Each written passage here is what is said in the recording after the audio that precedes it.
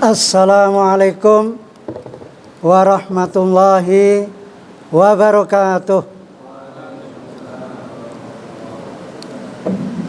Innal hamdalillah nahmaduhu wa nasta'inuhu wa nastaghfiruh wa na'udzu billahi min shururi anfusina wa min sayyiati a'malina. May yahdihillahu fala mudilla lahu wa may yudlilhu fala hadiya lahu. Amma ba'd. Ayyuhal ikhwah arsyadakumullah. Alhamdulillah kita melanjutkan akhir di bab tahrimud dzulmi wal amru biraddil madzalim, yaitu diharamkannya kezaliman dan diperintahkannya untuk mengambil barang, termasuk barang yang dia curangi. Hadis ini diriwayatkan oleh An Khawlata binti Amirin al-Ansariyah, yaitu dari Khawlah anaknya Amir. Dia dari suku Ansar. Wa hiya imra'atu Hamzata. Dia adalah anak perempuannya Hamzah, seorang sahabat yang meninggal dalam syahid. Radhiyallahu anhu, mudah-mudahan Allah meridhoinya. Qalat, perempuan ini berkata, sami'tu Rasulullah sallallahu alaihi wasallam. Saya mendengar Rasulullah sallallahu alaihi wasallam bersabda, anna rijalan, bahwa ada seorang laki-laki, yatakhawwazuna, mereka bertransaksi fi malillahi, di dalam harta Allah, bi ghairi haq, dengan cara melalui kecurangan, curang atau kedzaliman. Falahumun nar, dan mereka yang bertransaksi dengan cara menganiaya, kedzaliman, di sini masuk neraka di hari kiamat. Hadis riwayat Bukhari. Nah, menurut pengarang, yaitu menurut pensyarah Imam Al-Utsaimin rahimahullah, menceritakan bahwa Haula imra'atu Hamzah, ini di sini Zaud, bukan anak, tapi istri Hamzah bin Abdul Muthalib, bahwa Rasulullah bersabda, sesungguhnya ada beberapa laki-laki yang mereka bermuamalah di dalam harta Allah bi ghairi haqqin, dengan tanpa hak, maka akhirnya mereka masuk neraka di hari kiamat.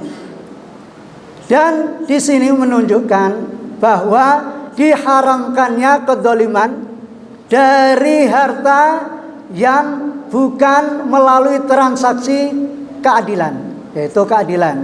Jadi lawan kedzaliman adalah keadilan. Kata yatahawwaduna dalilun ala annahum yatasarrafuna tasarrufan ta'isan ghaira mabniyan ala usulin syar'iyyin, yaitu mereka yang mengadakan transaksi yang landasannya bukan dari syarak, dari Islam. Mereka menghabiskan hartanya dengan menghambur-hamburkannya di dalam hal yang membuat bahaya bagi kesehatan mereka. Contohnya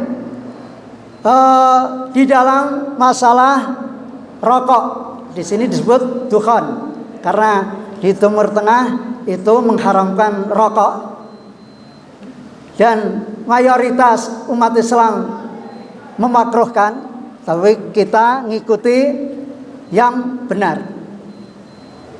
Atau di dalam muhadirat, yaitu narkotika atau termasuk barang-barang yang diharamkan lainnya. Au syurbul khumur, yaitu meminum khamar. Kemudian termasuk dia orang yang kekurangan dengan mencuri berarti bertambahnya uang karena disebabkan ia mencuri atau gosok, mengambil barang orang lain tanpa sepengetahuannya.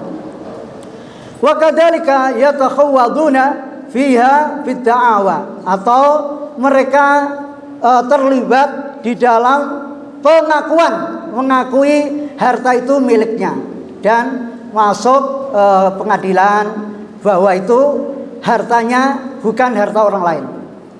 Ka'an yadda'i ma laysa lahu wa huwa kadhib, seperti orang yang mengaku-ngaku bahwa itu barangnya sedangkan dia dusta. Artinya seluruh apa yang ditransaksikannya tanpa landasan syar'i, maka itu akhirnya menjerumuskan kepada dia masuknya seorang itu masuk neraka. Naudzubillah, di hari kiamat kelak. Kecuali dia bertobat dan mengembalikan barang-barang yang diambilnya. Kemudian hadis ini dikuatkan dalil dari surat ayat Al-Qur'an yang berbunyi, qul ya ibadiyalladzina asrafu ala anfusihim la taqnatu min rahmatillah innallaha yaghfirud dzunuba jami'an. Katakanlah, wahai hamba-hambaku yang telah melampaui batas terhadap dirinya, la taqnatu, jangan kalian berputus asa dari rahmat Allah, karena sesungguhnya Allah Maha Pengampun dosa, seluruh dosa. Sesungguhnya Allah Maha Pengampun lagi Maha Penyayang. Dalam ayat lain, wa anibu ila rabbikum wa aslimu lahu min qabli an ya'tiyakumul adzaba tsumma la tunsarun. Dan kembalilah kalian kepada jalan Allah dan berserah dirilah kalian kepada Allah sebelum datang siksaan, kemudian kalian tidak ditolong kembali. Dalam ayat lain, wattabi'u ahsana ma unzila ilaikum mir rabbikum min qabli an ya'tiyakumul adzabu baghtatan wa antum la tash'urun. Dan kembalilah dan ikutilah, wattabi'u, ikutilah yang lebih benar dari apa yang diturunkan oleh Allah sebelum datangnya adab secara tiba-tiba, sedangkan kalian tidak merasakan. Kemudian penyesalan yang dilakukan oleh orang yang berbuat zalim atau dia bertransaksi bukan dengan jalur syar'i. Di sini ada penyesalan. Dalam ayat disebutkan, wattabi'u ahsana ma unzila ilaikum mir rabbikum min qabli an ya'tiyakumul adzaba baghtatan wa antum la tash'urun. Yang pertama. Yang kedua, antaqula nafsun ya hasrata ala ma farratta fi jambillah wa in kunta laminal sakhirin. Atau kalian, jiwa kalian mengatakan, sungguh rugi atas apa yang kami lakukan di sisi Allah, sedangkan dulu kami termasuk orang-orang yang mengolok-olok. Atau mengatakan, seandainya Allah memberikan hidayah kepada saya, sungguh saya termasuk orang-orang yang bertakwa. Atau mengatakan, ketika di saat sudah dimasukkan neraka, seandainya saya dikembalikan kembali, sungguh saya termasuk orang-orang yang berbuat baik. Kemudian, bala qad ja'aka ayati fakadzabta biha wastakbarta wa kunta minal kafirin.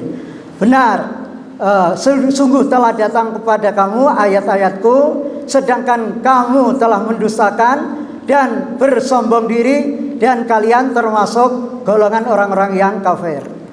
Dalam hadis ini kesimpulannya adalah kita disuruh untuk memperhatikan di dalam transaksi barang yang bukan miliknya dan ditransaksikannya bukan pada tempatnya. Nah, ini adalah muamalat bukan yang sebenarnya. Karena harta itu Allah jadikan sebagai penopang, yaitu penopang kemaslahatan manusia di dunia dan akhirat. Itu saja yang bisa saya sampaikan. Subhanakallahumma wa bihamdika asyhadu an la ilaha illa anta astaghfiruka wa atubu ilaik. Assalamualaikum warahmatullahi wabarakatuh.